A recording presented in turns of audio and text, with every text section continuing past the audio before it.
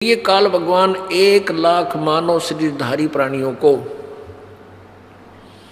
21वें ब्रह्मांड में बनी हुई तपतशिला पर, तपतशिला एक बहुत सुनियोजित ऑटोमेटिक गर्म रहने वाली एक पत्थर की टुकड़ी है।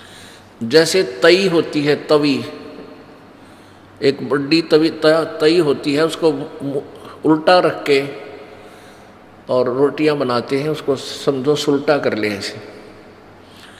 वो बीच से पातर टाइप है, चारों तरफ से ऊपर ने है जैसे कटोरी टाइप।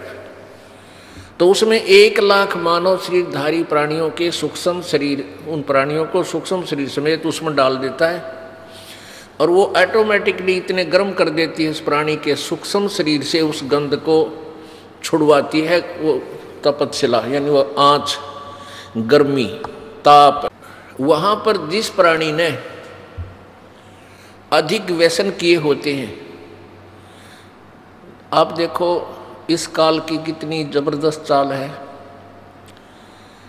ये प्राणी इन बुराइयों पर ऑटोमेटिकली लग जाता है, स्वतः लग जाता है। जैसे हुक्का बना लिया और कितने तम्बाकू का पौधा ढूंढ लिया, इसने गधे भी ना खावे और इसने कूट छेद 1 घंटा। हमने देखे हमारे माता पिताजी और भी वहाँ आसपास के अड़ोसी पड़ोसी 2 घंटे तक मुसड़ मुखड़ में घेर कर दे मुसड़ पहले उसने काटे, फिर उसका वहाँ गुड़ गाड़ घेर कर उसका खूब चूरमा सा बनावे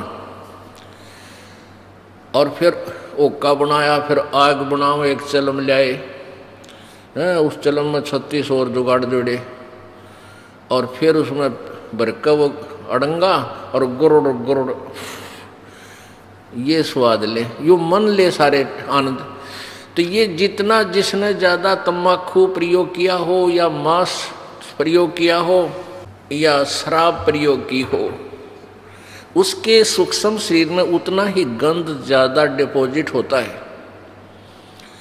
और फिर वो तपतशिला पर जब डाला जाता है तो वो बहुत समय तक उसमें उसको अधिक समय तक तपतशिला पर भूना जाता है, क्योंकि उसमें गंध घना है, माल घना है उस काल का। तो उसको काफ़ी देर तक वहाँ तड़फाया जाता है, बहुत बुरी तरह उसमें से सारा गंध निकल ले, तब उसको उसने ऐसा सिस्टम बना रखा है कि वो प्राणी उसी समय वहाँ से छूटेगा जब उसका सारा गंध छूट लेगा। और जिन्होंने वैसे स्वाभाविक कोई व्यसन कम किए हैं, उनका तपतशिला से पीछा जल्दी छूट जाता है, फिर आकर योनि दूसरी धारण करनी ही पड़ती है कर्म अनुसार। तो ऐसे इस काल ने जुगाड़ जोड़ रखे। जो प्राणी परमात्मा कबीर जी की शरण में आ जाते हैं वो फिर तपतशिला पर नहीं जाते। उनका अकाउंट ये धर्मराज, इस काल का जो चीफ जस्टिस है, ये धर्मराय नहीं लेता। उस भक्त का अकाउंट इनके पेपर से, इनकी बही से, इनके कंप्यूटर से ऑटोमेटिक निकल जाता है। तो कहने का भाव ये है कि जितने व्यसन आज समाज कर रहा है कलयुग में, इसलिए काल करवा रहा है कि ज्यादा व्यसन करेंगे तेरा अच्छा भोजन बनेगा। तो पुण्यात्माओं, इसलिए इस काल भगवान ने सभी प्राणियों को मिसगाइड कर रखा है। सभी प्राणियों को, ब्रह्मा विष्णु महेश तक को भी यथार्थ ज्ञान नहीं दे रखा। इसको डर लगा हुआ है कि यदि इन सभी प्राणियों को अपने मूल स्थान का पता लग गया, ये सभी भाग जाएंगे, सभी दौड़ जाएंगे, यहाँ कोई नहीं रहेगा।